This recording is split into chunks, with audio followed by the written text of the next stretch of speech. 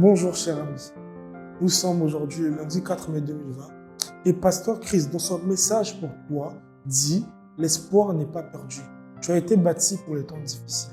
Alléluia. Le verset d'ouverture est tiré de Romains 8 verset 28 qui nous dit « Nous savons que Dieu fait en sorte que toute chose concourt au bien de ceux qui aiment Dieu, de ceux qui sont appelés selon son dessein ». Parlons-en. Cécile était assise dans l'escalier de sa chambre d'étudiant, les larmes aux yeux. Qu'est-ce que je dis à papa maintenant? Elle n'arrêtait pas de se dire, la tête entre les mains. Elle allait redoubler son année parce qu'elle avait été absente lors d'une interro surprise en classe. Elle était sortie partager l'évangile pendant l'interro. Alors qu'elle était assise seule, Laura la remarqua et s'approcha d'elle demandant ce qui se passait. Lorsque Laura eut compris l'essentiel, elle s'assit et pria avec Stacy, déclarant changement positif dans l'interro de sa classe. La semaine suivante, le professeur appela tous ceux qui avaient manqué l'épreuve et leur organisa un rattrapage. Que Stacy réussit.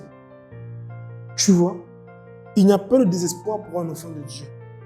Peu importe ce que tu as vécu, ce à quoi tu fais face actuellement dans ta vie, les défis ne sont pas là pour ta destruction. Beaucoup ne le savent pas. Ils baissent donc les bras face aux problèmes. Nous sommes bâtis pour les temps difficiles. 2 Corinthiens 4, verset 17 dit « Car nos légères afflictions du moment présent produisent en nous, au-delà de toute mesure, un poids éternel de gloire. » Par conséquent, affronte les moments difficiles et gagne. Les défis auxquels tu fais face sont pour tes témoignages. Le Seigneur a dit « Si tu traverses les eaux profondes et de grands problèmes, je serai avec toi. Si tu traverses un fleuve difficile, tu ne couleras pas. Si tu marches dans le feu de l'oppression, tu ne te brûleras pas.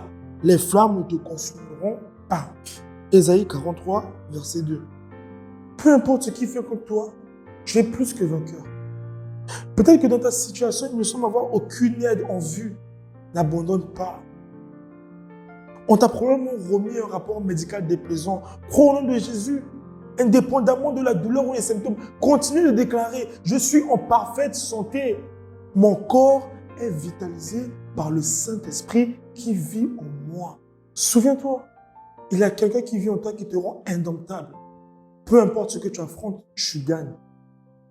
Pasteur Chris nous explique dans le message aujourd'hui que peu importe les dons difficiles que tu affrontes, peu importe les situations, tu gagneras toujours. Tu n'as pas le droit d'abandonner parce que tu as cette force, cette puissance en toi qui te permet de faire face à tous les problèmes. Il dit, si tu traverses les eaux profondes et de grands problèmes, je serai avec toi. Alors tu ne seras jamais abandonné. Sache et n'oublie jamais que le Saint-Esprit est en toi, que le Saint-Esprit vit en toi. Alors malgré les problèmes, malgré la situation, tu n'as pas le droit, tu gagneras toujours. Tu es un vainqueur. Cet être présent en toi fait de toi un vainqueur. Alors, frère, lève-toi devant tout combat et affronte ce combat. Parce que tu sais que la fin à ce combat-là, tu gagneras. Va plus loin et lis Josué 1, verset 8, 1 Timothée 6, verset 12, 1 Jean 4, verset 4. Maintenant, je t'invite à reprendre cette prière après moi. Je saisis la vie éternelle. J'ai la foi qui prévaut.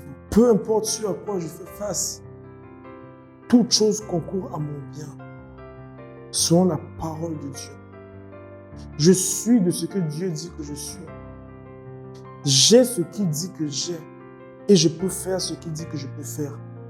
Gloire à Dieu. Alléluia. Pour la lecture quotidienne de la Bible, je t'invite à lire pour la lecture en un an, Jean 1, verset 19 au verset 51, 2 Samuel, chapitre 18 au chapitre 19. Pour la lecture en 2 ans, je t'invite à lire Marc 7, du verset 24 au verset 37, et Nombre, chapitre 7. Agis maintenant sur la parole que tu as prise ce matin. Lis 2 Corinthiens 4, du verset 7 au verset 9, et médite sur la réalité de ton indestructibilité en Christ. Alléluia.